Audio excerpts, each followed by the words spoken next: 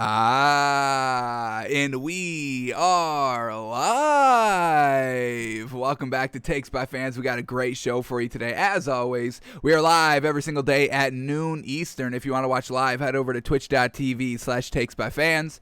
If you want to watch but not live, head over to our YouTube channel, Takes by Fans. We post all of our shows and clips of the show there on a daily basis.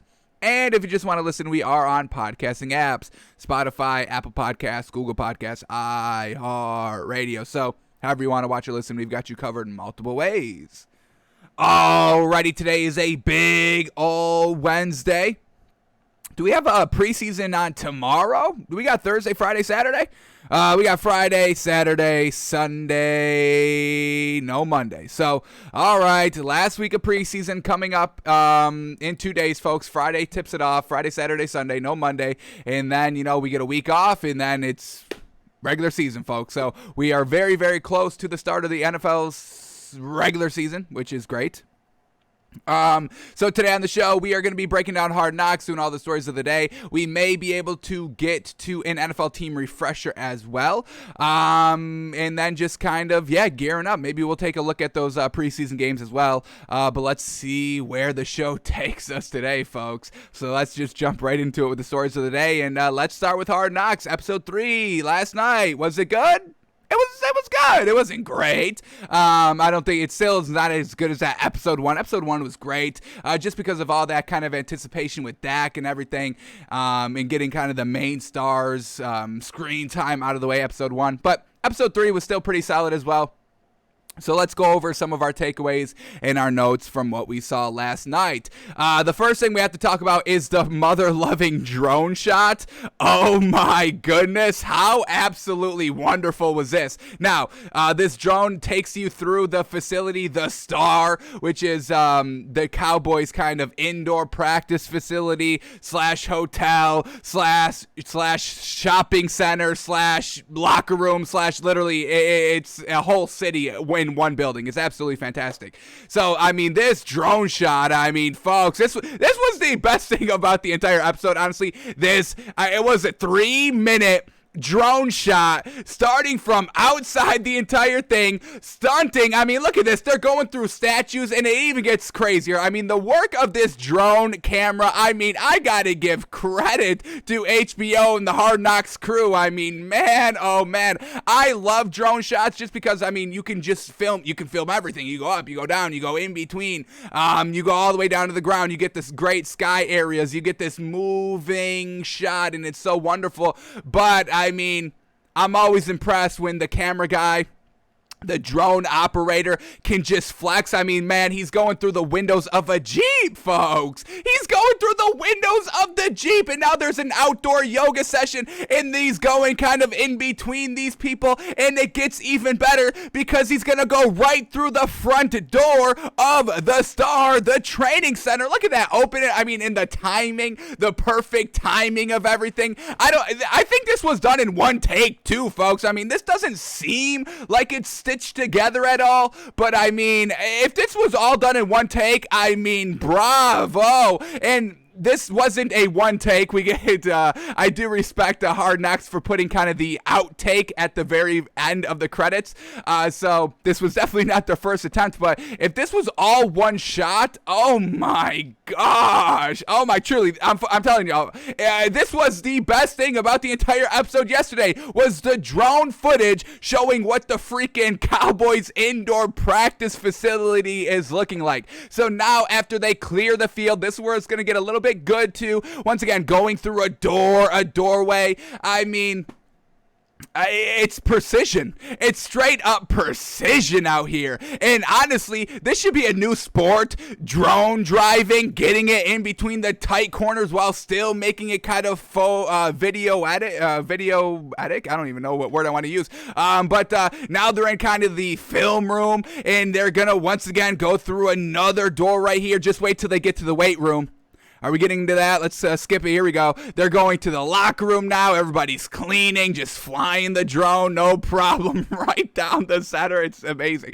I mean, folks, it's 3 straight minutes of uninterrupted drone inside the practice facility. It's fantastic. Oh, and now we get to the weight room. Folks, look at this. Look at this little stunt. That nice turner, that nice turn of the corner to go inside the door of the weight room, and then he's going in between the squat racks. 3 of them, 4 of them, folks.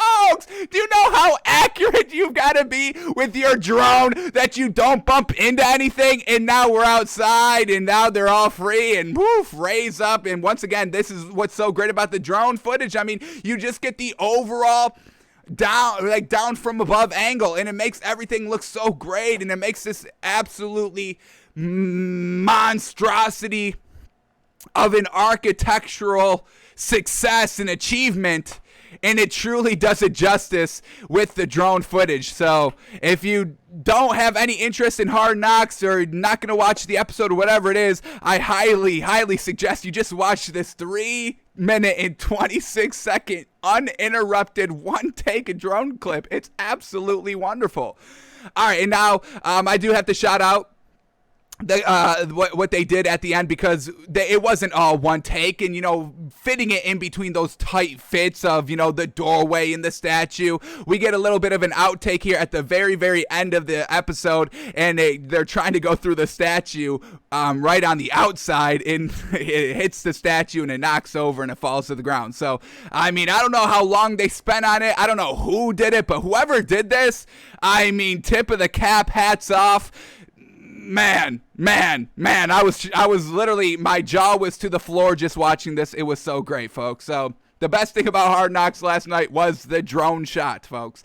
And I mean, can we talk about Jerry Jones just building the structure? I mean, what a flex, what a monetary flex. Would it be like, oh, hey, what do y'all got? This is your indoor training center? Oh, okay. We got a hotel in ours. We do outdoor yoga in front of ours. Okay. What do you got? Little patch of grass out in the back? That's what y'all use? Okay. So, I mean, it's wonderful, folks. I mean, they call it the Star, and man, oh man, it is absolutely brilliant. So, that was the main takeaway. That was honestly the best thing about the episode. All right, now let's get into some other things that we saw. I didn't even know Joe Philbin is the offensive line coach. I didn't even know that. So now, I mean, I don't like the coaches here on this Cowboys team. I love the players, and I mean, this is one of the deepest offenses that there is in the league. But I mean, they're coaches of Dan Quinn and Mike McCarthy, and they've got Ben McAdoo there as an assistant, and Joe Philbin on the offensive line. So if this goof troop can somehow manage to win a ring, I've got some apologies to dish out, because I think, I mean, all those coaches I've just named are really the only coaches I've ever taken a dig at, honestly. So if they can get it done, Joe Philbin, he was looking pretty good as the offensive line. I kind of liked it as the coach overall, so I give Joe Philbin a little bit of credit. He got a little bit of screen time yesterday, coaching up Isaac Alarcon, the offensive lineman, I believe from Mexico, that they're spotlighting here. They spotlighted him in episode number 2, and then they once again spotlight him in episode number 3 last night. He wasn't really getting it done in the Cardinals game, the offensive lineman, and he wasn't getting it done in practice, and Joe Philbin was kind of riding his ass a little bit. And then they kind of, fast forward to preseason game number 3 against the Texans, and when Isaac Alarcon was out there, he was kind of getting it done. So maybe Joe Philbin can kind of coach up and get the best out of some offensive linemen. Maybe the offensive line is where he truly belongs, because I don't like him as an offensive coordinator. Definitely don't like him as a head coach, but he looks like he's getting it done on the offensive line. So we'll see if Joe Philbin, we know this Cowboys team historically has, the good offensive line. I mean, whenever you talk about the Cowboys, and here we go with the flex of going between those squat racks. I mean, that's just the ultimate flex of the drone footage. But back to Joe Philbin, if he can be a great offensive line coach, and like we said, the Cowboys always kind of have a great offensive line. We hear about it every single year. So if Joe Philbin can keep that up, I'll give him some credit. No worries there. So a little bit of a surprise seeing Joe Philbin out there still coaching somewhere. So there's that. All right, we also saw Zeke a little bit. Zeke looking great, folks. I mean, I truly can't wait to see what this man is doing. Try to get back to that kind of rookie form. He's slimmed down. We didn't see a lot of Zeke, but what we did see was just kind of quick cuts. He's very agile, back to being kind of slimmer and quicker on his feet. His acceleration is great as well. So when he's making those cuts, cutting left to right, he can just take it up 5 yards quickly, just like that up the field. We saw that as well.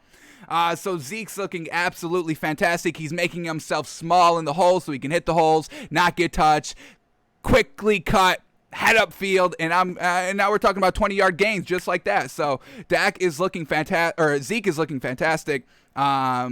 Yeah, man, the man's looking great. So can't wait to see him. And, maybe we can put him back in the top 3 category of running back. I would probably put him basically high in the 10s. Like if we're doing top 10s, I think I put him like maybe 8, 9, or 10, something like that. But, if he can get back to his prime form, I'll put him in the top 5, top 3, no problem.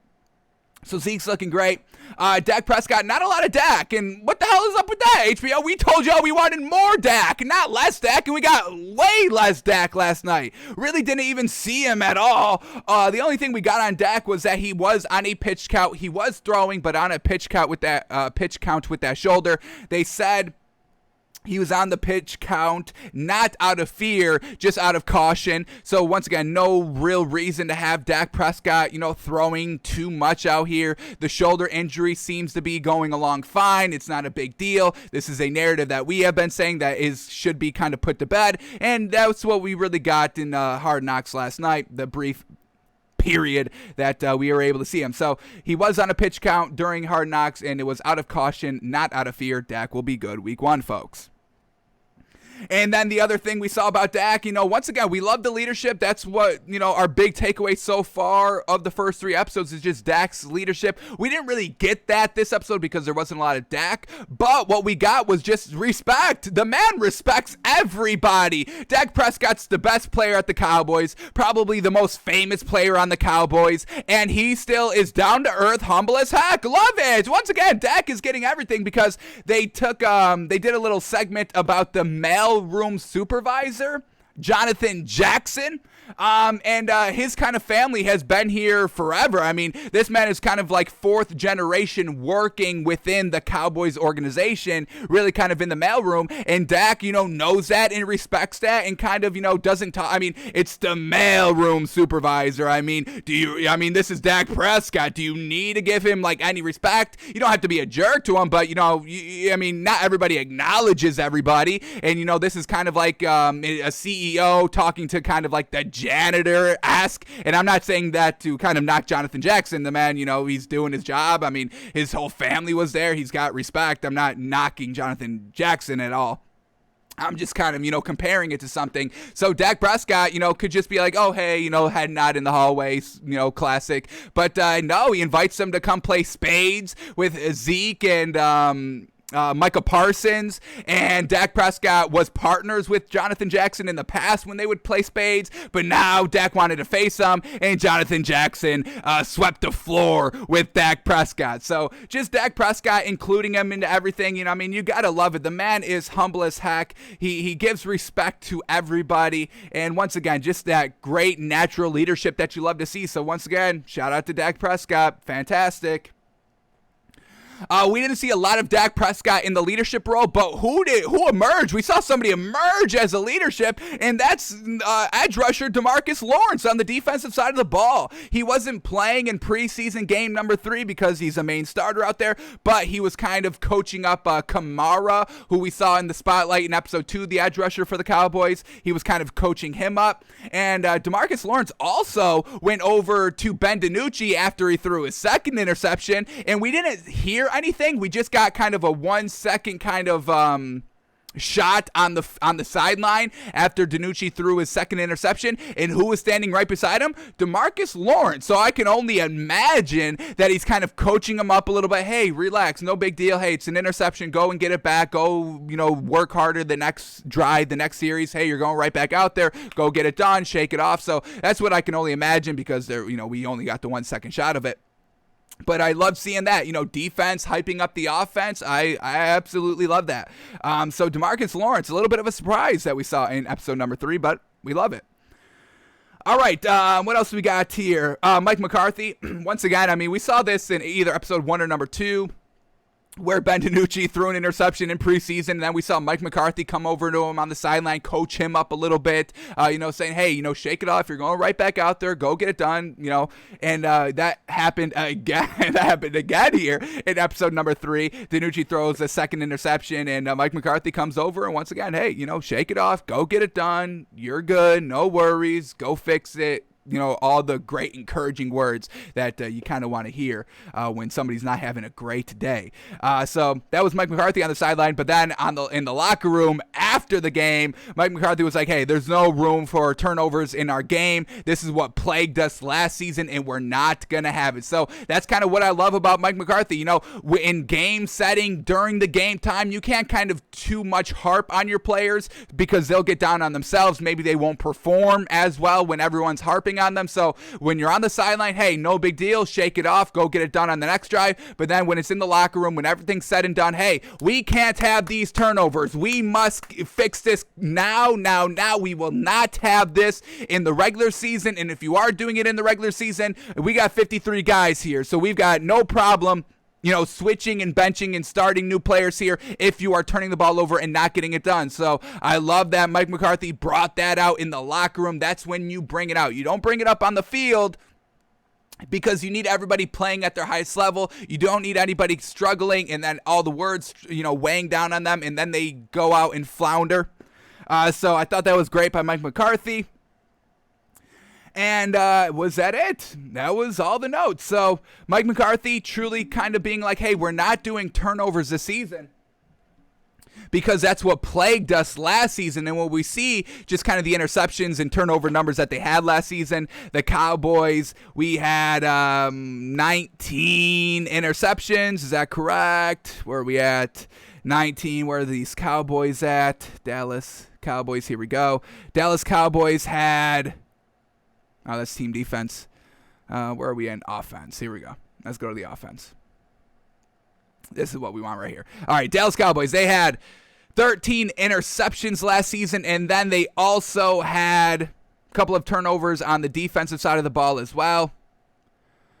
They had a total of 19 fumbles. Now, those are not just lost fumbles. Those are also recovered, but still potential turnovers. So, hefty number of turnovers. Zeke, that's something that we need to see clean up this year. So, once again, Mike McCarthy, how great of a head coach is he? He's going into his second year with the Cowboys. He noticed way too many turnovers year one, and that's seeming to be kind of a big emphasis that he's putting on the team overall going into his second year. So, we're always kind of actively judging and gauging where Mike McCarthy is overall as a head coach. And if that's something he's going to put a lot of focus and emphasis on, cleaning up the turnovers, we can't really see too many turnovers this season because that just proves, hey, Mike McCarthy, you talked it, but you didn't do enough to coach it out of the team, to coach those turnovers out of the team. So that'll be something that we'll look at this season. Zeke was a huge factor of a lot of those fumbles, lost and recovered. Dak, he wasn't out there for the interception, so hopefully that cleans it up. And we just saw Zeke be looking really good in Hard Knocks just yesterday. So hopefully he's cleaning up the fumbles as well, and hopefully Mike McCarthy is harping in that message, truly sticking by it, and clean up the turnovers for this year. All right, so that was all of our takeaways from Hard Knocks. Good episode number 3, and I need to get in touch with that drone pilot because it was absolutely wonderful. Very, very well done. Alrighty, let's go to Sue. Oh no, before we move off of the Cowboys, we got this nice little highlight out of training camp. It's not Dak Prescott, but it's a quarterback. I don't even think it's Ben DiNucci.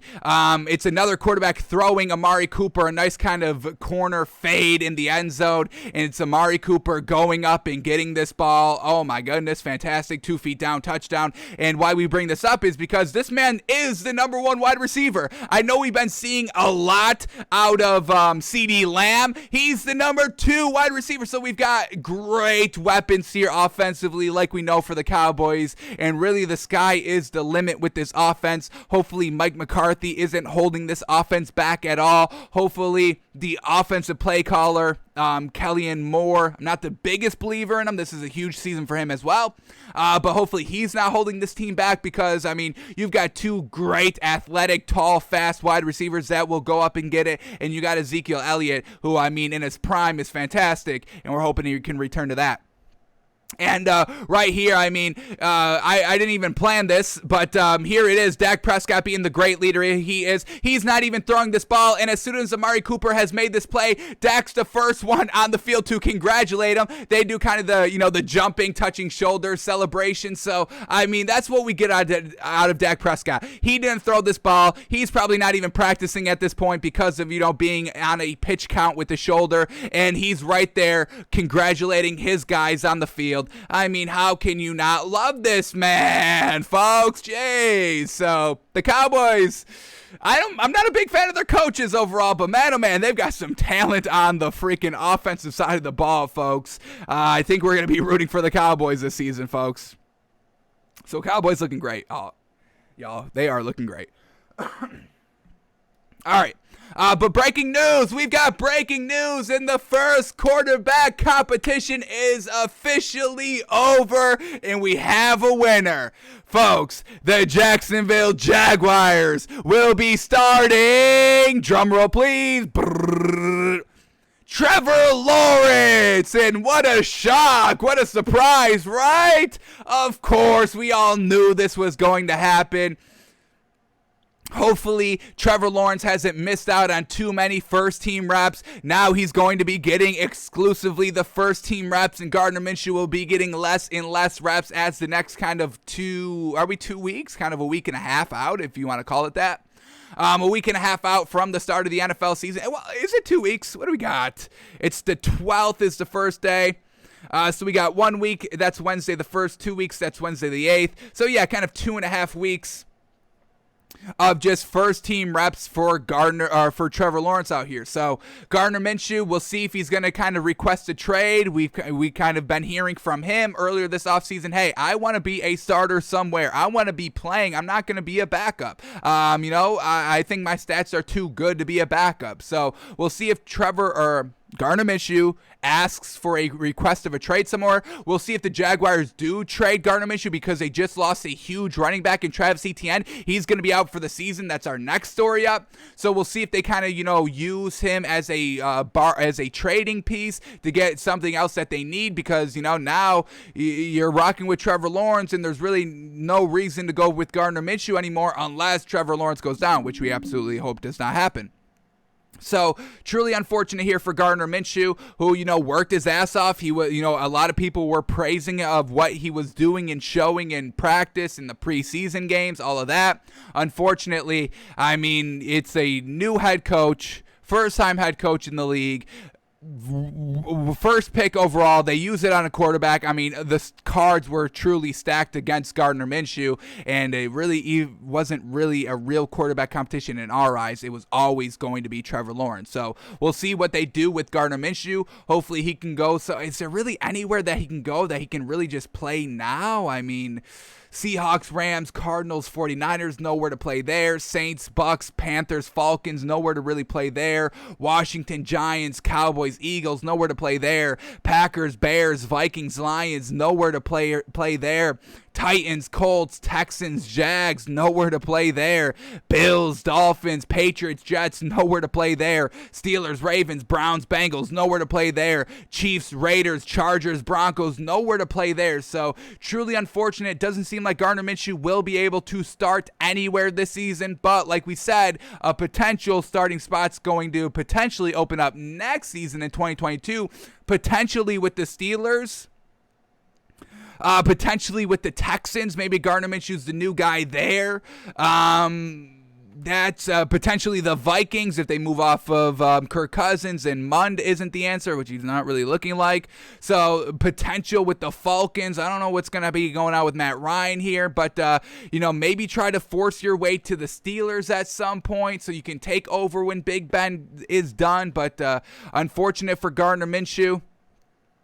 We see his stats, and they're pretty solid. It's just unfortunate you have to still win games. You can't just have good stats and with a bad record, and you can't have bad stats with a good record. You have to take both, and that's what makes, an Aaron Rodgers and a Tom Brady and a Drew Brees and a Big Ben and all that. But these stats are something that we can definitely build on. I mean, we have to understand that this man is still young. He's only 25 in his third year in the league, so you can still get better out here and try to potentially work your way up back to a starting quarterback somewhere. But rookie year, he goes 6-6 in 12 starts, but 60% completion percentage, 3,200 yards, 21 touchdowns, only 6 interceptions, and that's something that we truly love about Gardner Minshew. He doesn't really turn the ball over. Only 11 interceptions in 2 seasons. That's pretty gosh dang good.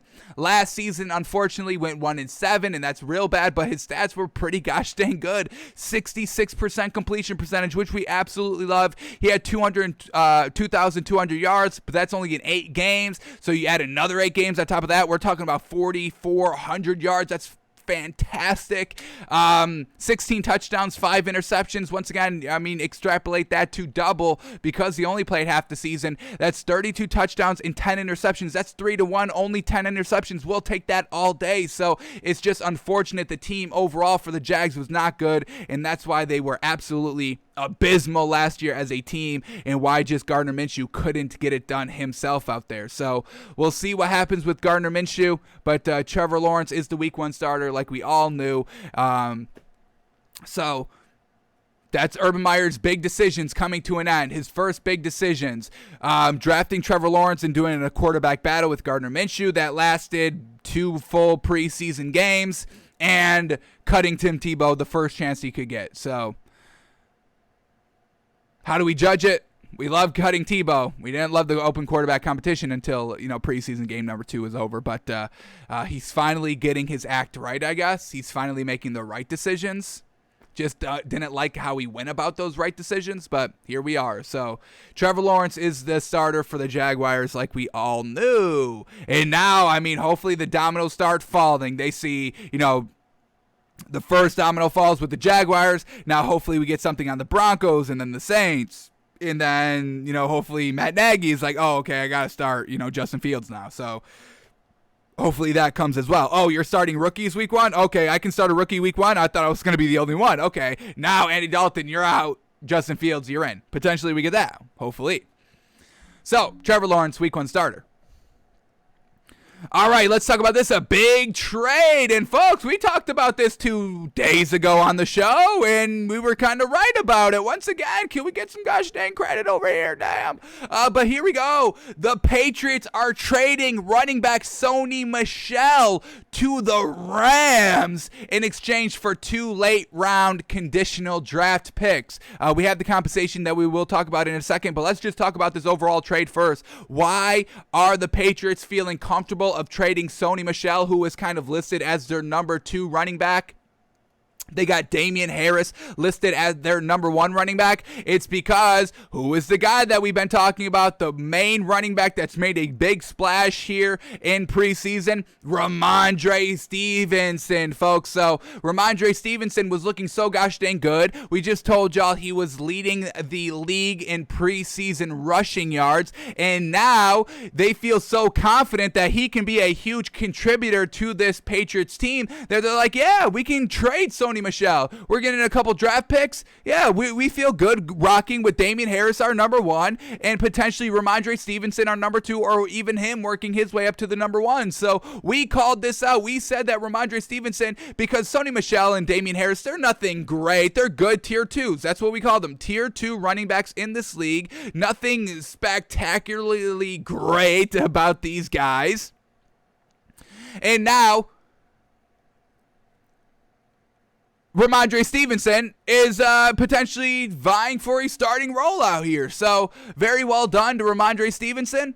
Sony Michel is out. It's going to be Ramondre Stevenson and Damian Harris, and I'm kind of hoping that we get to see more out of Ramondre Stevenson come preseason game number 3, and hopefully we can kind of see him in maybe a starting role, or at least just real significant offensive management, a dual threat maybe kind of running back by committee with him and Damian Harris. So very well done there with Ramondre Stevenson taking the most of every opportunity that he was given, and he unfortunately got Sony Michel traded because he's playing so gosh dang good. So Rams needed a running back. Now this kind of tells us that their running back, Darrell Henderson, is his injury is going to be a little bit worse. I mean, we're kind of talking about potentially out for 6 to 12 weeks, potentially, maybe even more, or maybe out for the season. He's got a little bit of a finger injury, so maybe that's a little bit more telling because, the last time we left the Rams, they're like, you know what, we're still going to try to stay in-house,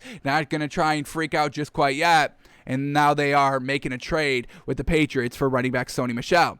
Now, this is what the Patriots get. So, compensation update. It's a 5th rounder and a 6th rounder this year. That converts to a 4th rounder when and if the Rams get a 4th round comp pick. It's complicated, but essentially Sony Michel for a 4th round pick. So, it's potentially, it could be a 5th and a 6th round pick, but it's seeming like it's going to get upgraded to a 4th round pick because of the language in the deal. So Sony Michel for a 4th round pick, that's a pretty good deal. I would do it, Sony Michel, a decently proven back in this league. I don't know if I take Sony Michel over kind of, we talked about the free agents and Lamar Miller and Alfred Morris. I still think I take those two over Sony Michel. But has Sony Michel rushed for 1,000 yards in his career? What do we get? He went back-to-back 900 yards his first 2 seasons. He's only going into his 4th season. Only started 6 games last season. That's why he only had 449 yards. Not a real great catching out of the backfield running back either. He had 50 yards year 1, 94 yards year 2, and then just 114 receiving yards last season. So he's not kind of an Alvin Kamara or Christian McCaffrey. So the Rams decide to go with Sony Michel, and we'll see if it kind of works out. But why not Lamar Miller? I don't understand why he's kind of, getting caught and getting passed around and not getting signed anymore. I mean, is it his age? I mean, that's kind of the only thing I could think of. He is 30, which is a little old for running backs, but still, workable out here. He's had multiple 1,000-yard rushing seasons. He's always at 7 to 1,000 yards receiving. Some solid rushing. Some solid receiving yards. Capped out at 397 one year, 327 another year, 188, 170, 163. So still some real great kind of dual threat ability out there. Mostly a runner though. So, it's just interesting that why Lamar Miller. I'm not truly understanding. And you could have gotten Lamar Miller for free. You wouldn't have had to give up a draft pick next season. So, but hey, that's what Sean McVay goes with, and we'll see if it kind of works out for him, and we'll see if Ramondre Stevenson can keep getting better. Hopefully he doesn't fall off because, the trade has gone through. So, well done for Ramondre Stevenson. That's what preseason's all about, man. I mean, he's a 4th round draft pick this season. Nobody was even talking about him. We never talked about him. I mean, the only reason we talked about him was because, he made a huge splash in preseason game number 1. And you catch our eye, we'll talk about you. And now here we are. He's forcing other players on his team to get traded because he's playing so gosh dang good out here. So that's going to be the new running backs here for the Patriots. Ramondre Stevenson, look for him to get a bigger role, and look for Sony Michel with the Rams, and hopefully he can get caught up to speed quickly because we got games in 2.5 weeks that start to count. So that was the big trade for today. And now let's read this. 2 reasons Sony Michel was expendable: J.J. Taylor and Ramondre Stevenson. Here's Patriots running back coach Ivan Fears on both from just a few days ago. So we got kind of a question and answer. But all the answers are from running backs coach Ivan Fears. So let's see what he was saying about these great running backs that got Sony Michel traded.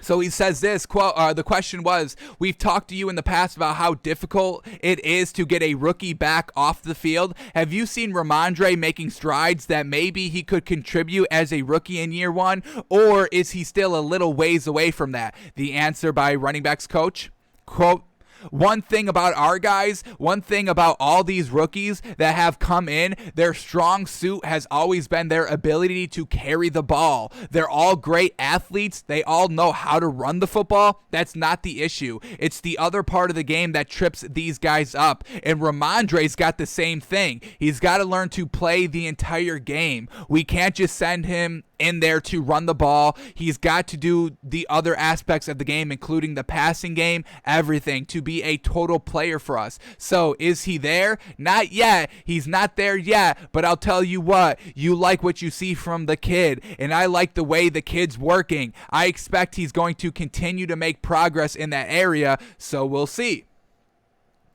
All right, and then we get another answer. We don't get the question here, unfortunate. But the answer to another question, I don't know, quote, doesn't he? He really does. Again, he's a guy that was a hell of a runner in college, and his strong suit is as a runner. He's a hell of a runner. Got great vision, great feet, balance. The kid is a tough kid for a little guy, but he plays big. He plays big, so you love the stuff like that, and he's got to compete.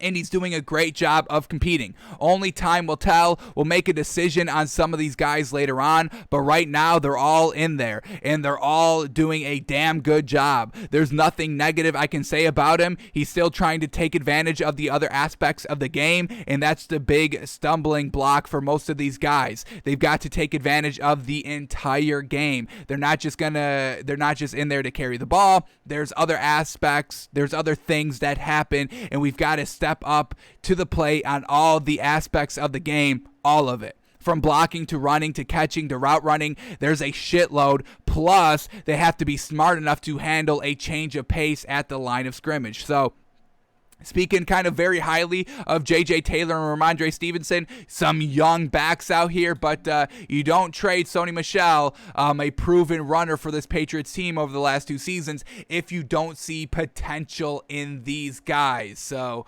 some good things said about Ivan Fears, the running backs coach. Obviously not going to be all good. No coach ever just endlessly praises players. There's, rookie learning curves, learning steps, and they're taking it in stride, and they were loving what they're seeing from Ramondre Stevenson and J.J. Taylor so far, and that's why they had enough confidence to go and make that trade, because they've got some good backs that they can rely on and utilize this entire year. So, well done for these running backs earning their spot on this roster. Really don't see any of these getting cut over the next couple of weeks when the final roster has to get cut down, and that's well done for them, man, truly. So that's the new running backs for the Patriots and the Rams, folks. A little bit of a switcheroo, and Ramondre Stevenson popping off. Alrighty, next story up, and geez Louise, oh my goodness, folks. I mean, we've had our big concerns about Jamar Chase, but all of them were on the field issues. Not catching the ball, dropping the ball when it's placed directly in your hands, not getting any separation in games and practice against, 50-year-old coaches, not getting any separation there. But we were always giving him the benefit of the doubt. We were hoping that he could always improve, and like we said, it was always on the field issues that we were worried about. But now Jamar Chase is trying to hit some kind of trifecta. I mean, you want to worry about him on the field and off the field and everything in between on and off the field, because now Jamar Chase is getting into off the field not great issues out here. So Jamar Chase's baby mother is on Instagram with a big old pussy with a picture of this man in the back. And then she goes on to say, told myself I wouldn't put my business on the media anymore, but putting your hands on a pregnant female is lame AF, and that is not good. Touching a woman when you're a male is never great. Hitting a pregnant female, yeesh, not great either. So, Jamar Chase, what the hell is going on with this dude? Now, we only had this one post. Did he do it? We don't know. We are having a he said, she said. But, I mean, we don't really see this being lied about too often. It still could be. You know, we'll still hold that little, you know, hey, maybe he is innocent. But, I mean, the optics of this are definitely not great. A rookie already kind of getting into drama that you definitely don't want to be in. You know, potential criminal charges. I mean, we've got, you know, Deshaun Watson, a great proven player, and nobody's even talking about him anymore because of all his sexual assault allegations. But now this isn't sexual assault, this is just classic physical assault out here. So Ja'Marr Chase, man, jeez, I mean, what is going on with you? I mean, you're hitting pregnant women? We don't know the extent of a hit. All she says is putting your hands on a pregnant female is lame, so we don't know if it was a punch, a slap, a little bit of a grab of the shoulders to calm them down because things got heated, whatever it was. So this is the only information that we do have at the current moment. Hopefully it's nothing worse. And hopefully, you know, maybe they can make up and maybe he apologizes. We'll see. But, man, oh, man, not the best look out of here with Ja'Marr Chase, folks. I mean, geez. I mean, we can't find anything to buy into this man with. I mean, not his play, not his great leadership, not, you know, not hitting women out here. So it's not looking great for Ja'Marr Chase, the rookie out here. Man, you got to do something to keep you busy. You know, you can't be, you know, arguing with your baby mama all the time. I mean, we know he's not practicing because if he was practicing, he probably wouldn't be dropping all this balls. So, Ja'Marr Chase, maybe, you know, start practicing some more so you're out of the house and, you know, you're not with, you know, this female, this woman that you're not very good with because, you know, if you're having accusations of potentially putting your hands on a pregnant female, that's not a good relationship. So, maybe start practicing a little bit more. I don't know. So that's where we're at with Ja'Marr Chase, folks. Jeez Louise. Hopefully this isn't going to turn into anything big, but who knows, man? Who knows? Alrighty, we get this. Probably should have talked about this after we talked about Trevor Lawrence being named the starter, but our story about yesterday, Travis Etienne having the Liz Frank injury is true. After further tests, it was revealed that Travis Etienne suffered a mid-foot sprain that is Liz Frank and is now likely to end the season, and his season is officially ended because they put Travis Etienne on injured reserve, and according to Adam Schefter, this means the Jaguars cannot bring him back this season, and his rookie year is over. Only players on the 53-man roster as of 4 p.m. Eastern next Tuesday can be placed on short-term IR so they can come back in the season. But if this is long-term IR and you're out for the year, you don't get to come back. So truly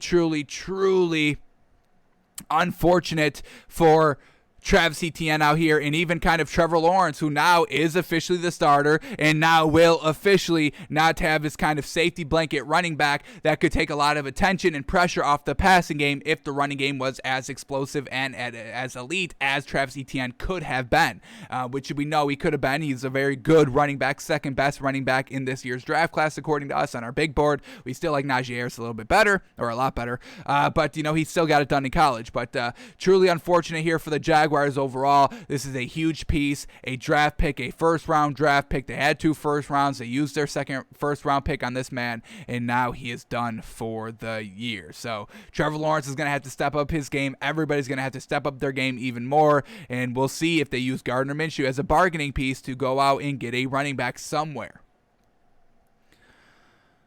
Alrighty, here we go. Let's talk about the Bears and Matt Nagy. So we've heard Matt Nagy's decision yesterday to start Justin Fields as the preseason game number 3 starter because Andy Dalton is the week 1 starter. But let's see if we get in this article right here some quotes from Matt Nagy. If we get a clear picture, maybe something that we can buy into, just kind of his wording and language and how he's saying things that maybe says that Justin Fields will be the week 1 starter, like we hope and predict.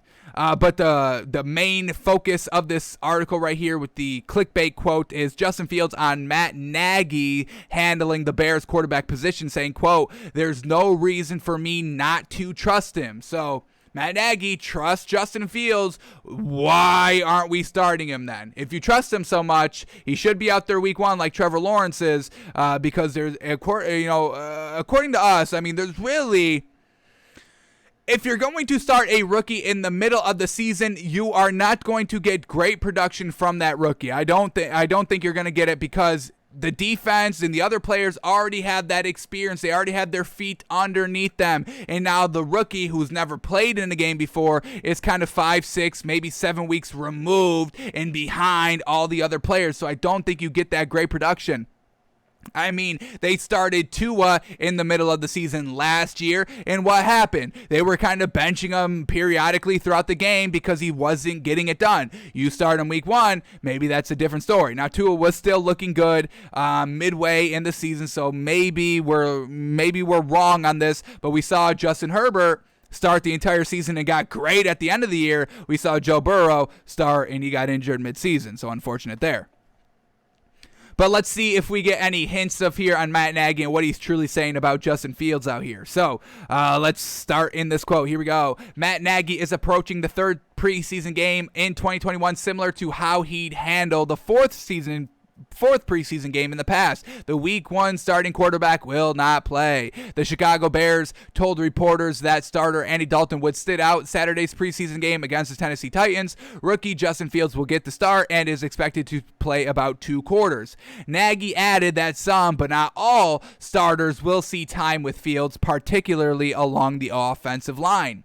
The pecking order underscores the Bears' continued insistence that Dalton is the week 1 starter despite preseason struggles from the veteran quarterback. Preseason struggles. That's not something you should be hearing and saying, and that makes you get confidence that, hey, we're going to have a winning season. Well, we need to have a winning season. Saturday's bout versus Tennessee will mark a significant chance for Fields to show improvement. Getting to play with a few starters should be beneficial for the rookie, who has been alongside backups for the most part. So once again, hey, not all the starters are going to be resting. They're still going to put some starters out there, so that still gives hope that Justin Fields can be the week 1 starter. We're still clinging on to our huge bet that we've told y'all about, that we're kind of staking our whole reputation on, of Justin Fields being the week 1 starter. So there still is some shimmer of hope here. It's not all closed doors and darkness of Justin Fields being the week 1, not being the week 1 starter. But we get a quote here by Matt Nagy. Here we go. Quote, "For us, it's all about just getting better, so we just want to see him play hard and play well. The variables are different, right? He's out there just like Andy hasn't been out there with some of those one receivers. Alls I want to see from him is just play a good game of football at the quarterback position, and again, keep the big picture in mind for all of us." So once again, this big picture, the big old plan that Matt Nagy has had of, taking it slow with Justin Fields and playing him at the right time. You better hope you're making the right plan here. You put so much time and thought into this plan. You keep repeating this plan over and over and over again. But if it doesn't result into wins, Matt Nagy, he doesn't know how to evaluate quarterbacks. He doesn't know how to play call, and he doesn't know how to come up with plans. So, I mean, there's big things on the line for Matt Nagy this season, folks. All right, we get a couple more quotes. This next one is coming from Justin Fields, so let's read the lead up.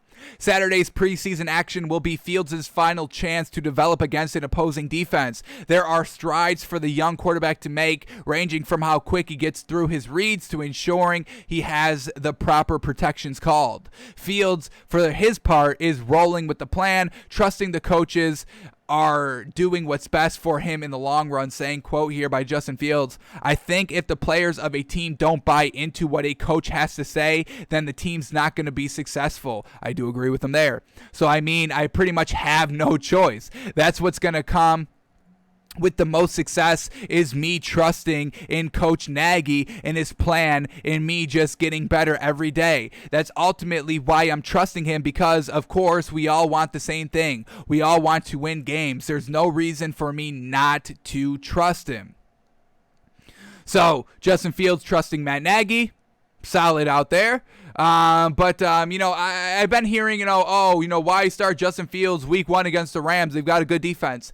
What a lame thing to say, y'all. Oh my God, they've got a real good defense, so I want to protect my rookie. No, folks, we are in the NFL, okay? There is no kind of, hiding and protecting, or, oh no, we can't. Oh, there's Aaron Donald out there. He could hurt Justin Fields. Well, then tell your line to protect his ass off then. I mean, geez. You're going to kind of coddle your players because they're going to go up against some good players. I think this is huge for Justin Fields if he does play week 1. You get a great corner to go against in Jalen Ramsey. You get a great defensive lineman in Aaron Donald to come at you. And if you can be successful against this defense, you're going to be good for the rest of the season. Get this man this experience week 1 because, in the grand scheme of things, week 1, it does have, some weight to it. You do still want to be good week 1. It sets the tone for the entire year. But look at the Patriots. They don't give a fuck about the first 4 games. They don't care about September. We talk about this all the time. Bill Belichick does not reveal his full offense or his full plan the first, 4 games of the season in September. That's Bill Belichick's worst his worst month of overall win and loss record. It's the month of September because he's still trying to figure everything out. And what happens? He ends up winning the Super Bowl at the end of the year. So get Justin Fields that great defense to go against week 1 to prepare him for the rest of the season, and then you've got that tape to learn and play from for the rest of the year. There is no sense of protecting Justin Fields from an NFL defense. Get him out there. He's going to be the starter at some point. Get him that great rep and have that film. Film is everything. Seeing what you put out there, and then you can learn and correct from the film because you have him actually out there doing the plays, making the reads, making the mistakes, making the highlight plays. You have that out on film. So if you don't play him week 1, you're not going to have that valuable, crucial film. I don't get it, folks. Why start Andy Dalton? It makes no sense. It makes no sense out here, folks. If Andy Dalton was some great quarterback in his prime with the Bengals and they were getting to, deep playoff runs and AFC championship games and Super Bowls, and he was putting up, 4,500 yards every single season and, single-digit interceptions and 65 to 67% completion percentage every single season with the Bengals, then yes, I could see potentially Andy Dalton still starting here with the Bears. But, we know what we get with Andy Dalton. Wild card is his ceiling, and he loses the game, and he never looks that great overall for the course of a season. So what are we doing? It makes no sense to coddle Justin Fields. Get him out there. I hope he takes full advantage of the starting opportunity here in preseason game number 3. So, he makes it hard for Matt Nagy to not name this man the starter. Let's get back to this article here. We get 2 more quotes. This next one is from Matt Nagy. Let's read the lead up here. Nagy didn't answer directly when asked how he'd know when Fields would be ready to take over the starting job. Says, quote, part of the evaluation process is you say to yourself, where do you think Justin was going to be through training camp, and is he where you thought? Is it a little bit better? Is it a little bit worse? And we feel really good with where he's at. I would say for sure that for his level of where a lot of rookies are at this point in time, he's passed that test. You see what I'm saying? So that's a good thing. We know that. But now it's just growth for every one of these quarterbacks, Justin included. So, you're saying you're liking where he is right now. So that kind of means he's exceeding your expectations of where he's at right now, just according to his own words. Hey, we want to evaluate him. Where is he right now? Is it better or worse than what we thought he would be right now? Oh, and he's looking good. So he must be looking and doing a little bit better than Matt Nagy thought, and maybe ahead of the plan a little bit. Maybe Justin Fields getting ahead of this plan. So still potential week 1 starter status for this man. And then the last quote here by Matt Nagy, quote, everybody has a different story on how they get to the top, right? Every quarterback in this league has a different story, and there's good examples of guys that have played from day one as a rookie, right? There's great examples of that. There's also great examples of guys that haven't played day one, and they've sat a little bit. We have to create our own. How we do that, the only thing we can do is worry about having those guys just continue to just fight every day and just be awesome in practice, mentally be smart and be productive and always be prepared. There's one thing with those three guys, they will always be prepared. So that's how we look at it. So once again, all their quarterbacks will be prepared. So if a last minute week 1 change comes, don't be surprised. And we'll see if Justin Fields can really put the pressure on Matt Nagy this week when they face for their third preseason game. So I'm still not shutting the door of Justin Fields being the week 1 starter. Let's go back to the odds of the week 1 starters, just because now that we know one is officially done with Trevor Lawrence, let's see if that affects any other odds, and let's see if they put Justin Fields being the week 1 starter back up here. So let's see what we get here. Jameis Winston is still at minus 350 to be the week 1 starter. We get Mac Jones at plus 225 still. Trey Lance is at plus 300 to be the week 1 starter, and then Ryan Fitzpatrick at minus 1,000 to be the week 1 starter. So Deshaun Watson still at plus 550. We know that's not going to happen. Tyrod Taylor minus 600. So we know that's going to happen for the Texans. So still can't bet Justin Fields, but I'm still not shutting the door 100% on it, folks. Alrighty. Next story up here, we're talking about the Packers cornerback Kevin King not running from failures, saying, quote, I'm not the type of guy that just tries to sweep shit under the rug, you know? So we'll see what Kevin King has to say in this article, but talking about, the Packers corners, Jair Alexander, I would probably say is one of the top corners in this game. I think he's a little kind of underrated. So let's go to our favorite website, playerprofiler.com. Let's watch, because Kevin King is one of the 2 starting corners. It's Jair Alexander and Kevin King. So let's see what these corners are looking like, what they were doing last season against some of the best wide receivers, because we know this Packers defense was great last season. They were great in the playoffs, forcing multiple turnovers. Unfortunately, the offense couldn't always capitalize, and that's why they don't make it to the playoffs. So we still need this Packers defense to be really, really good this season. The Packers defense has kind of taken a real back seat, maybe even a trunk seat approach to this season, just because of the whole Aaron Rodgers saga, not wanting to play, then re-signing a deal, then trying to kind of, sign everybody offensively to this team.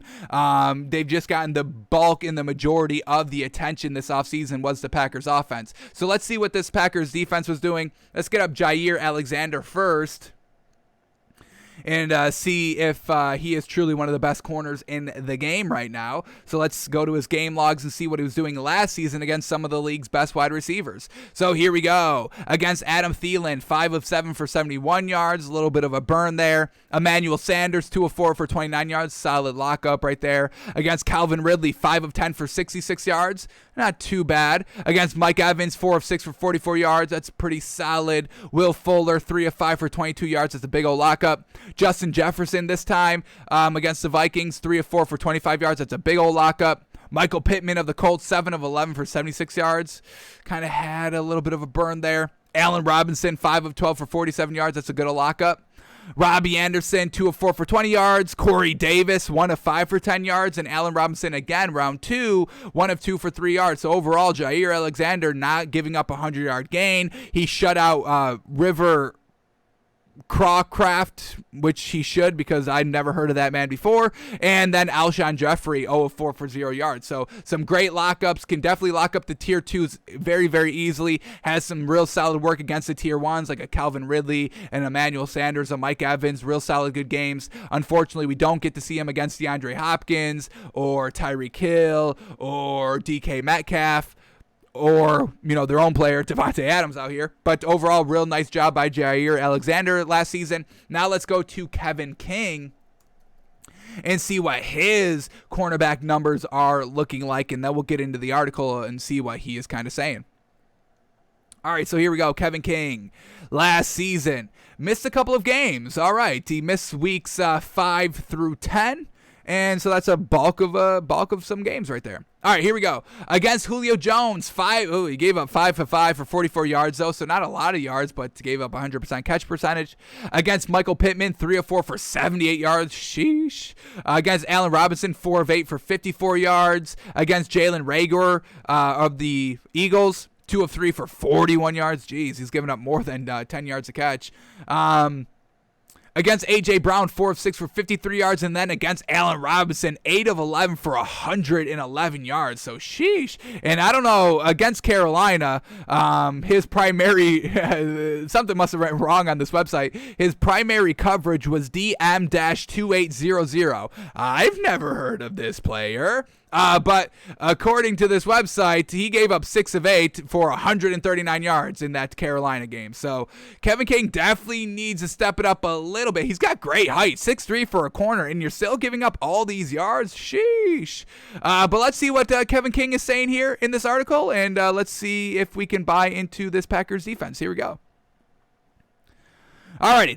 Kevin King felt like persona non grata in Green Bay following his struggles in the Packers' NFC Championship game loss to Tampa Bay. Those struggles included getting beaten by Mike Evans for a touchdown, infamously being burned deep by Scotty Miller on a 39-yard touchdown late in the first half that turned the tide of the game. That truly did. And getting called for a pass interference penalty that essentially ended the game. So, not great in the regular season, locking up defenders, and then got absolutely toasted in the NFC Championship game. Not great. With that backdrop, most expected the Packers to move on from the former second-round pick, but instead he re-signed with the club this offseason. The 26-year-old said he's using those lessons as fuel, saying, quote, "Things like that, I don't know if you ever necessarily get over, but it's a learning experience. You can use these things to get better. You listen to all these guys who had the greatest success stories. They've all used those failures as turning points. In their minds, as humans, it's kind of just evolving in that stage of life. I've challenged myself all off season and continue to challenge myself to come out better from that situation. So failure, that's just a word." All right, so he's got a great mindset heading into the season, trying to wipe everything off, using it as motivation, learning from his mistakes, learning lessons, and trying to get better. King could have looked elsewhere this offseason, but with the market not materializing for a corner who had dealt with injuries and struggled when on the field, he re-upped in Green Bay on a 1-year, $6 million deal. So a kind of bet on yourself deal. Have to get it done this year, or now you're without a contract, 2 bad years in a row, and nobody's going to pick you up. So huge season for him that he's definitely going to have to step up in. Back to a quote here by him. Quote, "I'm not the type of guy that just tries to sweep shit under the rug, you know? All right, let me get a fresh start somewhere. No. I want to finish with my guys. The guys who believed in me and the guys who continue to believe in me. And like I said, I'm going to do my part to uphold my side of the bargain where we are here to win a Super Bowl. And I just want to do my 1/11th on defense, and that's what I'm here to do." So once again, doing your job. He's not like, I want to do it all here defensively. Hey, I'm going to use all these mistakes as motivation, and I'm going to do my 1/11th, doing your job. We just heard that in Hard Knocks, folks. I mean, in episode number 3 last night, doing your job. I forgot who it was. Oh, man. The running back not doing his job, I believe. Shoot. But somebody was not doing their job, and they kind of, were talking about that on the sideline. The players are like, he's trying to do too much. Worry about your own job. And that's what Kevin King's doing. So, once again, great, encouraging. Everything that we're hearing from him is exactly what we want to hear from him. Another quote here by him, quote, "But sweep it under the rug, go to a new team? No, of course. There's definitely some money that you couldn't turn down in terms of somebody trying to bring the Brinks truck out. It's all a business, of course. But if the money was all good, I was going to be a Packer, no doubt about it." All right. We get one more quote by Matt LaFleur. So let's read the lead up. King dealt with a hamstring injury that kept him out of the first 2 weeks of camp, but still projects to be a major player in what looks like, on paper, like a deep Packers secondary. King has reportedly begun to take the first team reps as he eases back into work ahead of week 1. Quote here by Matt LaFleur. Quote, I think our value of him within our building is much higher maybe than public perception is out there. He's a guy I have a lot of faith, a lot of confidence in. I think when he's healthy, he's really tough to deal with. His length when he challenges guys at the line of scrimmage and gets his hands on them, that's a tough matchup for most wide receivers. And, we love that 6'3" height. So Matt LaFleur believing in him believing in himself, and let's see if he kind of gets better out here this season, and hopefully Aaron Rodgers can capitalize on some of these turnovers that the defense was forcing, and they can actually make it to the Super Bowl. So Kevin King, we'll keep an eye on him this season at the cornerback position and the Packers defense overall, but overall not bad here by Kevin King, and a lot of encouraging words that he was saying, so we can get behind him a little bit. Alrighty. Next story up here, once again, we're starting to kind of learn what teams are going to be doing in preseason game number 3, starting their starters, not starting their starters, starting some of the other players. So now we're hearing from what the Steelers' plans are going to be doing. So Dwayne Haskins is going to start at quarterback in Steelers' preseason finale. Big Ben, Mason Rudolph, Najee Harris are not going to be playing. So real interesting here. Mason Rudolph not playing, which kind of shows that he is the second string, which is a little weird because, Mason Rudolph has been playing like absolute garbage. Dwayne Haskins hasn't been doing anything great, but he's been looking about the same as Mason Rudolph, and Mason Rudolph has been here for like 3 years. So it's like, I think I go with Dwayne Haskins over Mason Rudolph. But, we can see what Dwayne Haskins can do out here with the Steelers team. He's going to be starting, so we'll see what he's looking like real early on. Unfortunately, we don't get to see Big Ben again. I mean, he was looking real good in preseason game number 2, I guess, or preseason game number 3 since they had 4. But maybe that's a good thing. Maybe, Mike Tomlin was like, okay, yeah, I've seen enough. I don't even need to see Big Ben last week because he was playing so gosh dang good last week. So Big Ben getting his work in. Najee Harris just had a really great day in preseason game number 3, his best day that he had. And once again, just seen enough out of him, and they're ready to kind of get everything rocking and rolling for week 1. So don't expect any starters to play for the Steelers.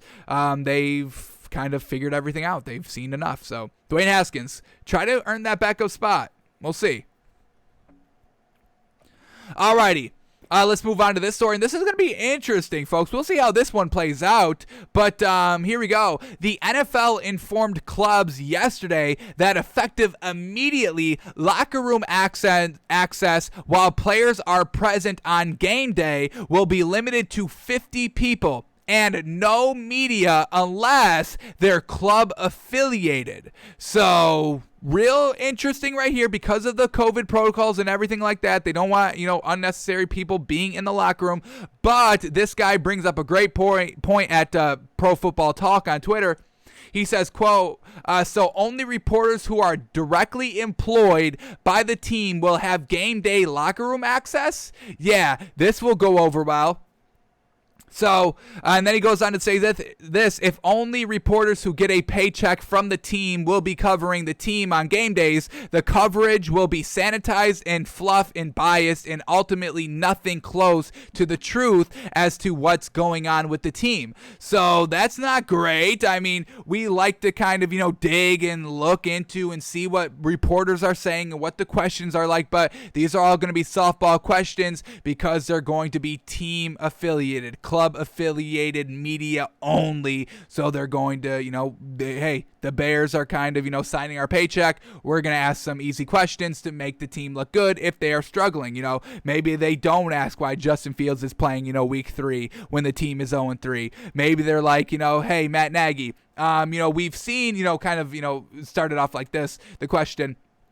Here's a scenario. The Bears are 0-3 heading into week 4. Matt Nagy is still going with Andy Dalton. So the media's like, we've seen, Justin Fields struggle in preseason and struggle in the practice. And we just saw him, here last week struggle again on the field. Is there any way that Justin Fields plays this week? Once again, setting up the easy softball. So Matt Nagy can be like, yeah, he is still struggling, so we go with Andy Dalton. So stick here with Takes by Fans. We read into everything, folks. We try to get down to the nitty-gritty, what players are actually saying. Once again, Tom Brady, 95% of what I say to the media is not what I'm thinking. This is why we go into all the quotes. This is why we read all the articles, so we can see what the players and what these people are saying. Do we buy into it? Is it fluff? Is it nonsense? Is it boilerplate? Do they really mean it? And we try to kind of focus on their wording and how they say it and the tone and all that. So stick here to buy Takes by Fans, because there's going to be a lot of dissecting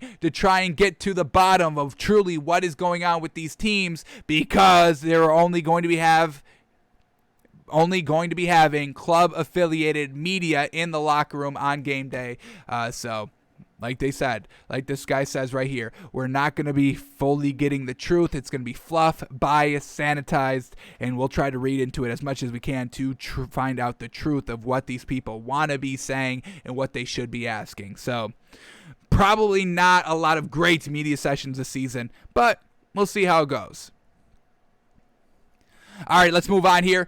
Carson Wentz back at practice yesterday and looking absolutely great. Throwing a deep ball here to T.Y. Hilton. I mean, look at Carson Wentz step into this throw. Once again, the footwork is looking great. Let's zoom in on these feet here. Yes, sir. Look at those puppies. Oh, yeah. Oh, yeah. Carson Wentz got some great footwork going on here, folks. Look at that. Oh, yeah. What is this? A 1, 2, 3 step drop back, climbing the pocket, setting his feet, throwing deep to T.Y. Hilton, who's freaking wide open. I mean, sheesh. Look at how wide open this dude is. Folks, he's like 5 yards clean wide open.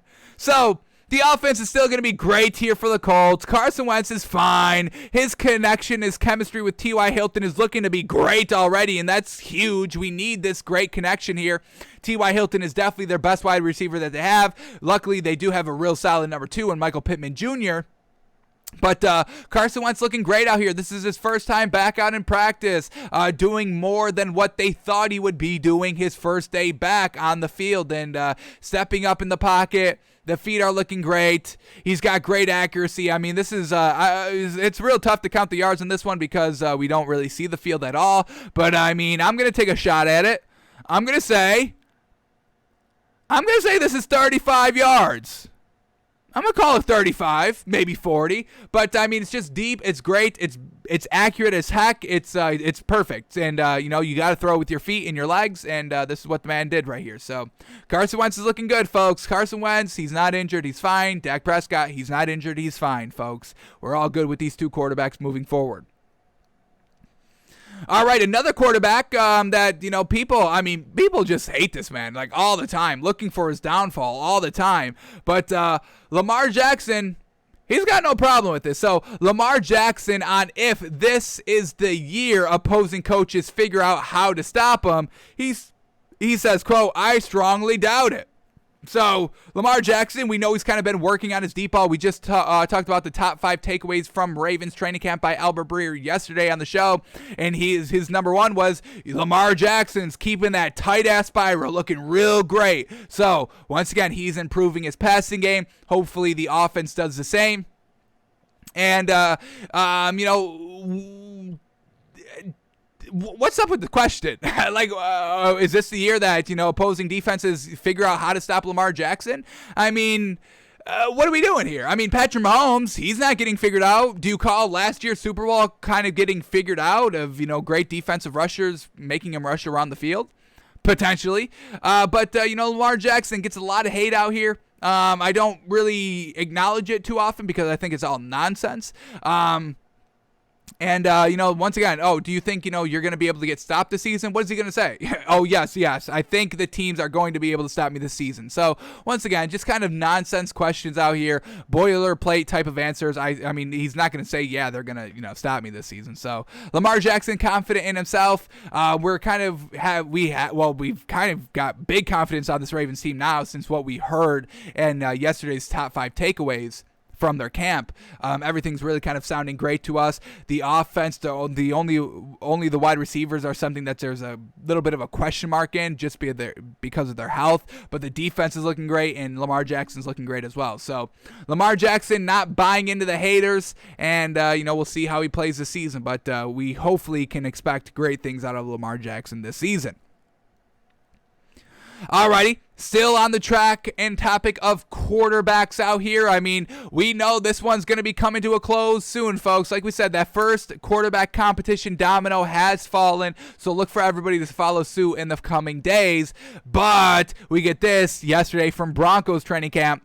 Teddy Bridgewater and Drew Lock are still getting work in after this fully padded practice that went well over 2 hours. They're on a side field running scramble drills and actually playing wide receiver for each other. According to Vic Fangio, it's still a competition for the starting job. So, I mean, we're getting down to the nitty gritty. They both had their 1 star in each of the first 2 preseason games. They've been practicing, battling each other for the last month and a half, trying to be the starter here for the Broncos, and now they're trying to get every single opportunity to prove that they will do whatever it takes, get in every rep that they can, show everything that they can, because after a 2-hour practice, they were still out on the field yesterday, still trying to get it done. So I respect the hustle and grind by Drew Lock and Teddy Bridgewater.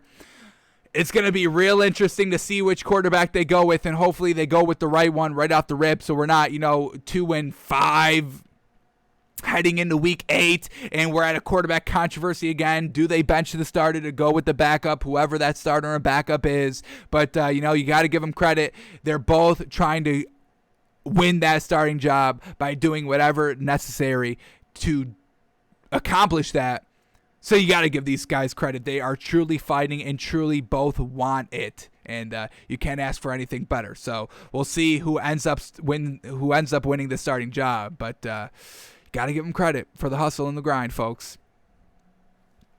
Alrighty, next story up, and man, oh man, this is what we're talking about. Well, this is what they're talking about. Tight End University, the tight ends, they want the respect. They want more money because they have to block and catch. They have to block like linemen, catch like wide receivers. So this is what we're talking about, and the 49ers and Chargers are having joint practice this week, and we've got George Kittle going and blocking against Joey Bosa. Joey Bosa, one of the best defensive edge rushers in the game, folks. Let's bring up his stats very quickly. And then we've got tight end George Kittle out there trying to get it done. Once again, one of the founders of Tight End University, one of the best tight ends in the league. So here we go. I mean, folks, look at these sack numbers. Year 1 by Joey Bosa, 10.5. Year 2, 12.5. Year 3, he only played 6 games, got injured, 5.5 sacks still. Great. 2019, played 16 games. He's right back up there, 11.5 sacks. And then last season, once again, only playing 10 games, 7.5 sacks. So after 5 seasons, he's got 47.5 sacks, man. This man is absolutely great. He's got 5 forced fumbles, 109 quarterback hits. He gets after it. We know this. And who is locking him up? It's George Kittle. Look at this man.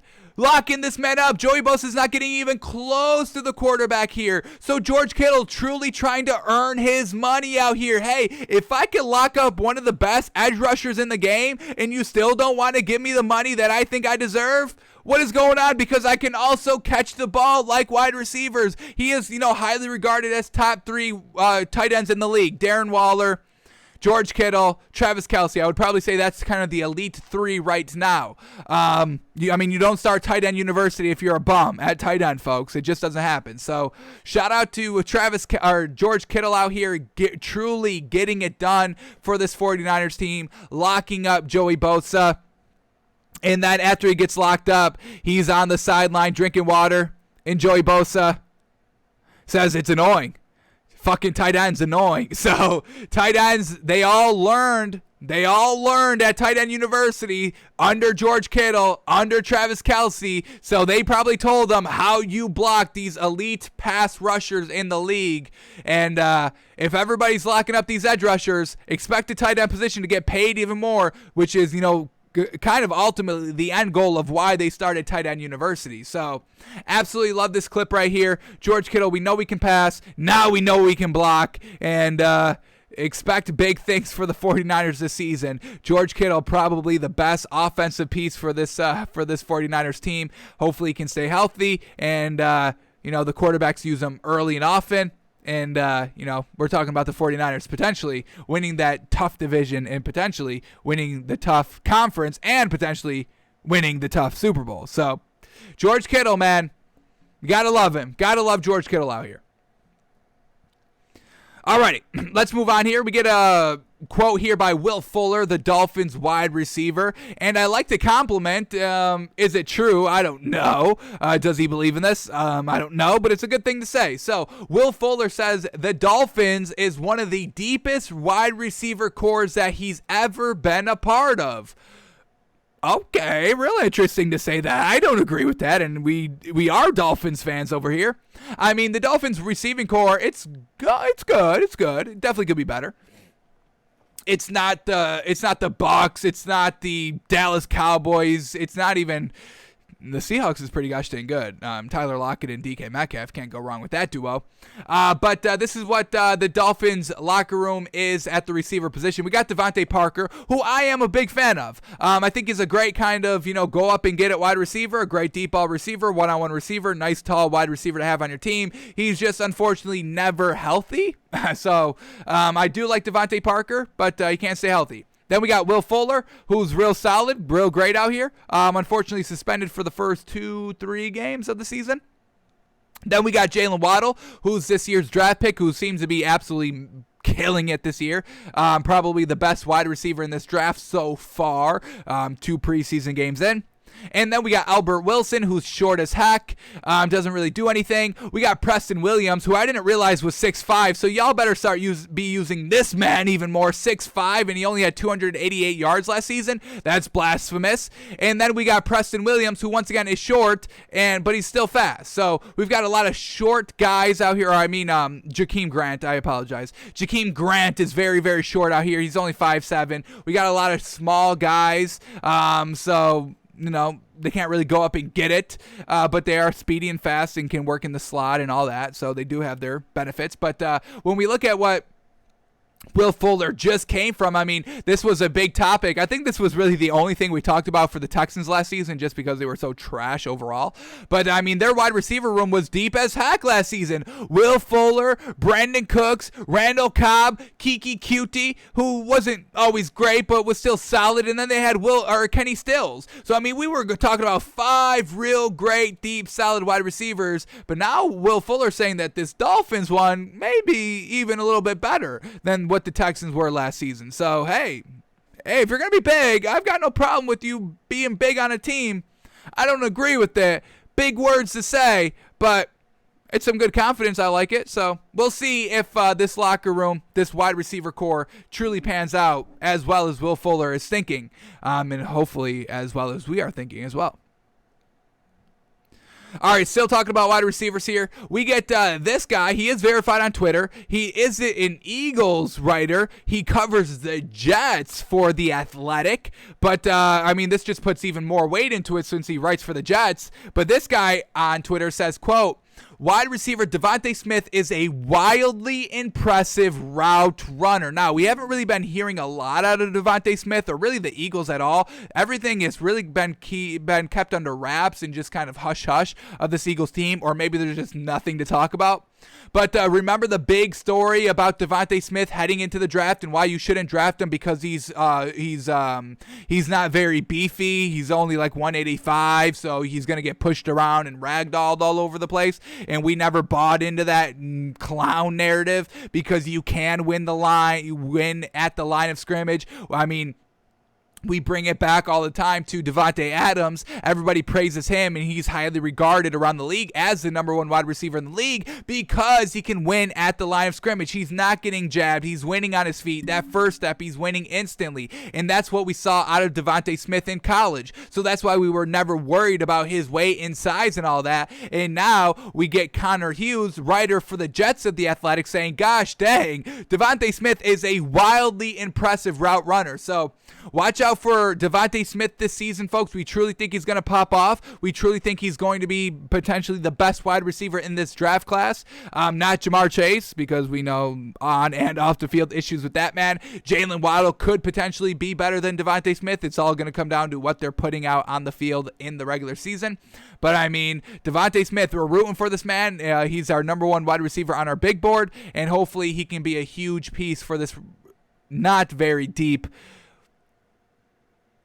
Eagles offense. So we'll see how Jalen Hurts utilizes them, and we'll see how he does in the regular season. But watch out for Devontae Smith, folks. That nonsense narrative of him being too small and too weak and not at that size needed. It's a little wild. All right, let's talk about another wide receiver. Just once again, folks, why we have to buy in 1,000,000% in this Bucs team, folks. Bucs wide receiver Mike Evans, there's reports suggesting he has had the best training camp he has ever had, and he is primed for a big season. Jeez Louise, folks. I mean, if Mike Evans is going to have his best season overall, well, let's just take a look at what he's done in the past, because he's been putting up some elite numbers in his career with the Bucs. So he's heading into his, 8th year? Started in 2014. I mean, folks, he's had a 1,000-yard receiving season every single year of his career. Has that ever happened? Has a wide receiver ever done that? Oh my goodness, I didn't even think his numbers were that great. I thought they were great. I didn't know they were this great. Let's go to some of the greats in the league, folks, of past. Let's go to Calvin Johnson. Has he caught for 1,000 yards every single season? No. His rookie year, only 756, and then his third year, only 984. Mike Evans has caught 1,000 yards every single year. Oh my God. And even in 2019, he only played 13 games and still had 1,100 yards. Sheesh. Damn. So, I mean, if we're talking about the best season Mike Evans has ever had, oh my God, the best statistic season that he's ever had was 2018, where he caught 1,500 yards. Oh my gosh. Man, he's got 61 touchdowns over 7 seasons as well. Jeez. What else do we get? Who are some other great wide receivers? Let's go to, so we just looked up Calvin Johnson. He didn't do it. Let's look up, Randy Moss. Was his first 7 seasons all 1,000-yard receiving seasons plus? 1, 2, 3, 4, 5, 6. His 7th one. But Randy Moss's first 6 seasons, all 1,000. Man, oh man, Randy Moss, yeah. Oh my God, that man was putting up like 1,300 yards every single season. Where Mike Evans, he does have a couple of borderline 1,000 yards. 2017, 1,001 yard, right on the cusp. Last season, 1,006 yards, once again, right on the cusp as well. Man, oh man, Randy Moss, I mean, what an absolute beast. Oh my goodness. Sheesh, and those touchdown numbers, absolutely wild. 23, 17, 17, 15, 13, leading the league multiple years. Mike Evans not quite at that pace. Never led the league in touchdowns just quite yet. Let's look up one more. Let's look up Chad Johnson quickly. What was Chad Johnson doing his first 7 years? And Chad Johnson, he didn't start, but basically his first 7 starting seasons he did. His rookie year, 2001, he only started 3 games, so only had 329 yards. But 1, 2, 3, 4, 5, 6, his next 6 seasons, all 1,000-yard receiving seasons. So we know Mike Evans is one of the greats out here, and if these reports are true that he's having the best training camp, and you better watch out for the man. And now we get the offense picking up exactly where it left off last season, and we get Antonio Brown right out of the gate as well, and we still have Scotty Miller, and we still have Chris Godwin. I mean, sheesh. Once again, folks, I mean, how can you not see this Bucs team winning consistently big right out of the gate? So watch out for this Bucs team, folks. I don't see them falling off or taking a step back or anything like that. Mike Evans, folks. Sheesh. Watch out for the man. All right, well, let's keep the topic of wide receivers up here, because we get Michael Pittman Jr. Yes, sir. So not only do we get T.Y. Hilton getting it done, we got Michael Pittman Jr. Look at him fighting back for this ball. The defender kind of slips right here at the top of Michael Pittman's route. Maybe a little bit of a push-off. It's practice, so, okay, you can push off a little bit. But he just kind of goes back. The ball, I don't know if this is well thrown or what. It's just, a classic one-on-one drill. Can't see who's throwing this ball either. Maybe it's Carson Wentz. Really can't look at all.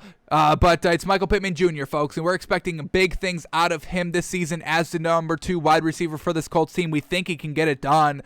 He got it done last season with Phillip Rivers. Now this season, getting into it. I think he's into his second season. I believe was last. Let's bring up his stats. Michael Pittman Jr. Let's get up his stats quickly. I think he's heading into his second season, potentially his third. Here we go. No, he is heading into his second season. So, rookie year last season, Andy 6'4". We love the height there. He had 500 yards last season, 65% catch percentage. We like that. But once again, it's with Phillip Rivers, who we're not the biggest fans of. He is serviceable. We know his accolades, his record, his longevity speaks for itself. We don't have to do that for him, and we won't do that for him because we don't really respect it that much, but we get it. But Michael Pittman Jr., 500 yards, 65% catch percentage, only one passing touchdown, receiving touchdown, I should say. But, now with Carson Wentz, now a more prominent role, now a whole offseason under his belt, a whole season under his belt, and he only has to kind of worry about being the number 2 wide receiver out here. We're expecting big things out of him, and hopefully he kind of delivers this season. But getting it done in practice, fighting back for the ball, finding the ball, angling himself kind of horizontal in midair, and coming down with the catch. So, watch out for this Colts team. Another reason why we are big on this Colts team and still believe that they will win the Super Bowl this season. So we'll keep an eye on Michael Pittman. We love the man. All right, last 2 things to go over here are top 5 takeaways. We got one from the Panthers and one from the Jets. So let's see what Albert Breer was saying about these teams as he was in their training camp for a couple of days, maybe only one day, and what he observed. So here we go, starting from the top 5 takeaways by Albert Breer for the Panthers. Takeaway number 1. Christian McCaffrey looks like he's 100% back, which is huge for Sam Darnold, who's made progress seeing the field better, faster, with coaches tailoring the offense to him. So that's great. I love hearing that. First of all, that the offense is getting tailored to Sam Darnold, because that's something that did not happen with the Jets. Adam Gase did not tailor the offense to Sam Darnold. Adam Gase had the offense and said, hey, you fit this or we lose, and they lost. So Adam Gase had no problems doing that. So, love hearing that from Matt Rule, but obviously Christian McCaffrey, the best, dual threat running back in the league, hands down. Unfortunately injured last season, and now he's back at looking at 100%. So that's huge for the Panthers, and, if you play fantasy, Christian McCaffrey definitely should be really the first overall pick taken, just because of that dual threat ability in the running game. And if he's back at 100%, we know his numbers, folks. Let's bring his stats up quickly here, because they're honestly great. We talk about, Derrick Henry all the time just because he is a pure rusher, where Christian McCaffrey is kind of a dual threat. He's broken 2,000 yards because he had 1,300 yards rushing and 1,000 yards receiving for a grand total of 2,300 yards, which is fantastic. And then in 2018, 1,000 yards rushing and 800 yards receiving. So he is that true dual threat running back that will basically get 2,000 yards in total through the run and the passing game. So Christian McCaffrey, watch out for that man. He's back. He is back. Takeaway number 2, rookie wide receiver Terrace Marshall's ceiling's high. Big has excelled on contested catches, so helping Sam Darnold out a little bit. This Panthers receiving core, I think, is pretty solid. We can get up their depth chart very quickly right here. They still have Robbie Anderson, I believe, who Sam Darnold does have chemistry with. They still have DJ Moore. Both those wide receivers just had 1,000 yards receiving last season because of Teddy Bridgewater. And then Terrace Marshall, he's just, being the third wide receiver out here. So real solid play out here. They have David Moore as well as a 5th option, and they have Chuba Hubbard, a 2nd option in the running game. So they really have good offensive depth. They don't have the best tight ends. They have Dan Arnold, who I don't believe was invited to tight end university and only had 438 yards, but he is 6'6", so you better start utilizing him even more. So this Panthers offense really does have a high ceiling, and if Terrace Marshall is filling out and his ceiling's high and he's excelling on contested catches, we got a great wide receiver core here. So great things on the offense here. All right, here we go. Takeaway number 3, cornerback J.C. Horns as advertised. Nothing's too big for him. He's playing with edge and fire, but he may not be the only rookie contributing big on defense. Keep an eye on defensive tackle Davian Nixon. So the rookie cornerback out here really kind of shoring up his starting role for the cornerback position. And if this defense is going to kind of, be as good as potentially we're hearing so far, I mean, this Panthers team really should be great, folks. They've got pieces really everywhere, especially offensively. They've got some nice rookies that are contributing like we've been hearing, so far instantly. So that's absolutely great here. This Panthers team, if Matt Rule is making all the right decisions and getting it done offensively, defensively, this team, man, they could potentially, what division are they in quickly? Where are we at here? Where are we at? Here we go. Panthers are in the division of the NFC South, so we know the Bucs are going to be great. We're not the biggest sellers or buyers on the Saints just quite yet. The Falcons, we're not big on them either. They have some good pieces, but overall, running game is going to hurt them, and their defense is going to hurt them. But Panthers really could potentially, I don't know if they can rival the Bucs for the division win, but they should be able to do way better than what they did last year at 5-11, and really should be kind of real solid wild card contenders, like number one, like first wild card spot contenders, just because unfortunately they do have the Bucs in their division. So it is going to still be hard to win the division, but they really should be taking high place wild card spot.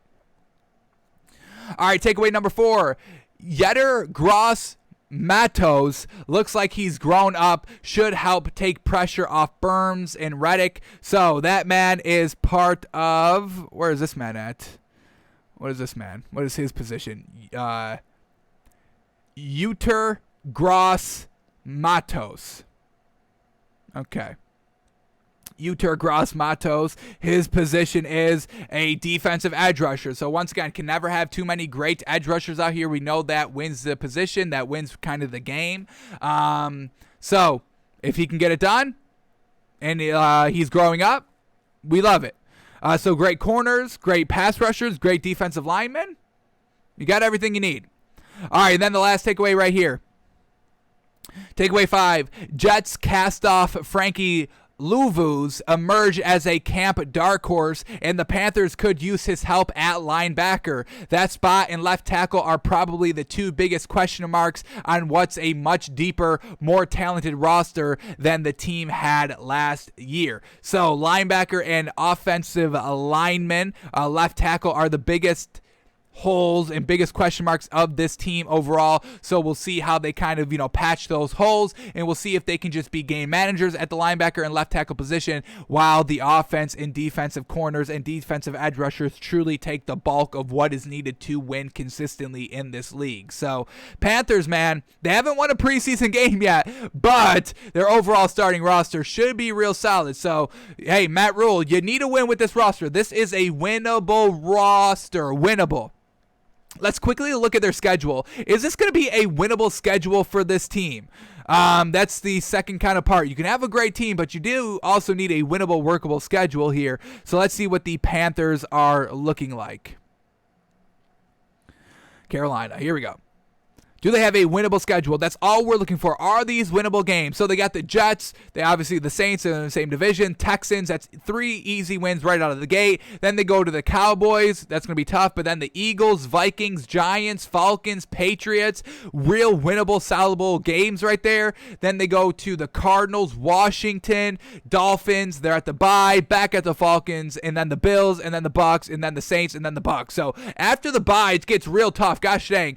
A Falcons division opponent, Bills, Bucks, Saints, divisional opponent, Bucks again. So they better hope they can get out to a fast, hot start, because the last 5 weeks are real tough. But real winnable, workable schedule here, folks. I mean, I can count Jets a win, Saints a win, Texans wins, Eagles wins, Vikings win, Giants win, Falcons win, Patriots win, Washington win.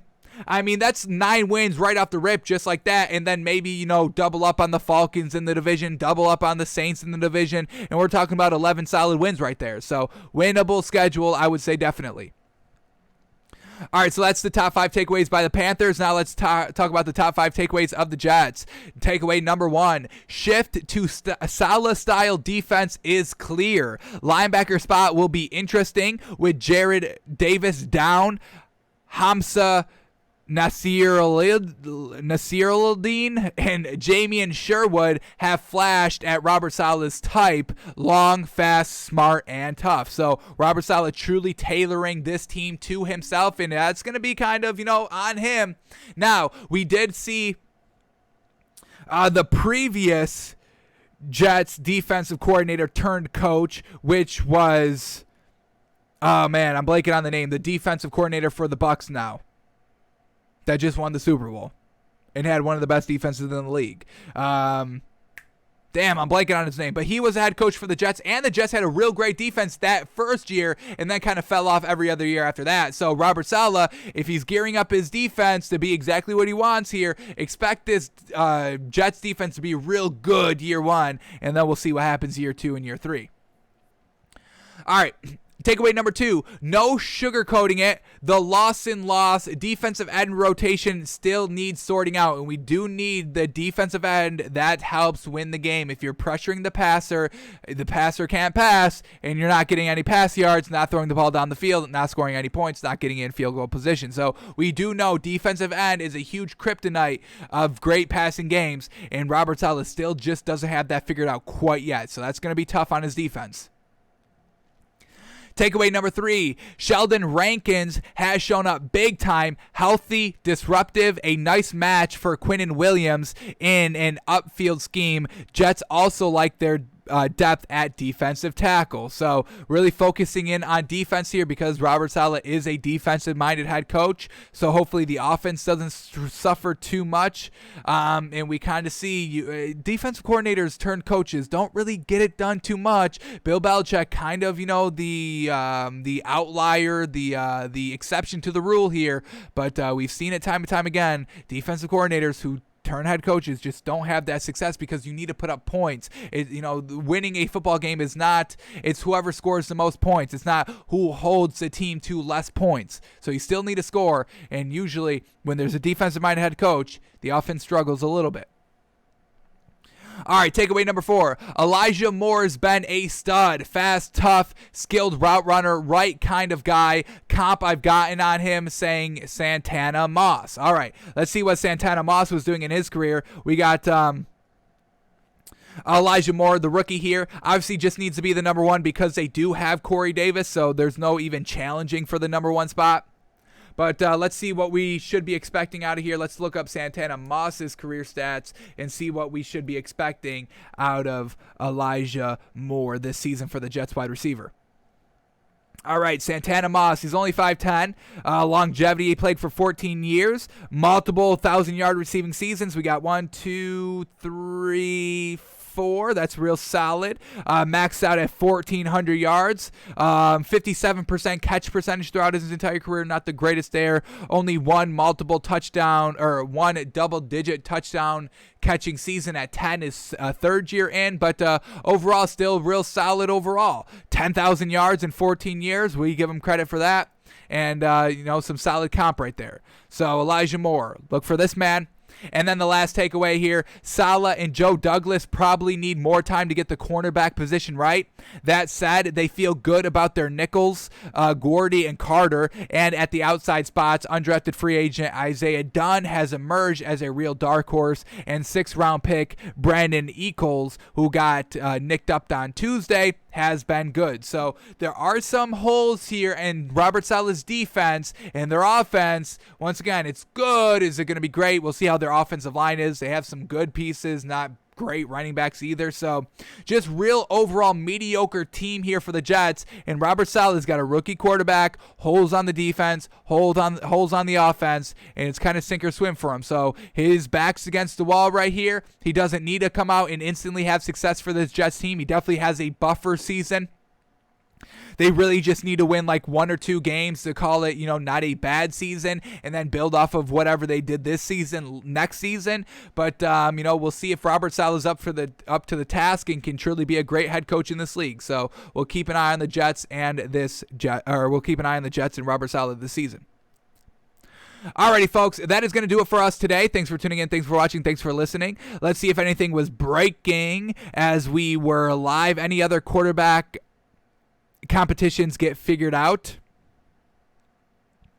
Oh, do we have? Did Teddy Bridgewater just win the job?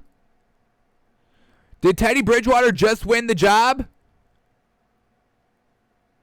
He did. He did. No lock. Vic Fangio names Teddy Bridgewater as the Broncos QB1 over incumbent starter. Unfortunate. So just Drew Lock just couldn't put enough good things together consistently. He made some flashes, but that's all he's been these last 2 seasons are just flashes. Nothing ever consistent. Teddy Bridgewater's only knock is that he takes the check down too much. He does have great deep ball accuracy, but he just doesn't do it all the time. Now you've got great receivers that you need to trust more, and they go with Teddy Bridgewater. I think it's the right choice. Unfortunate for Drew Lock. Too many turnovers. Teddy Bridgewater doesn't really do that, but he does need to score more. So there is still pressure, and just because Teddy Bridgewater is the starting quarterback doesn't mean that they will stick with him for the entire year. If Teddy Bridgewater's not getting it done, not resulting in the wins, taking the checkdowns and the dink and dunks all the time, even though there's other great things open, and we've seen them do that in preseason, folks,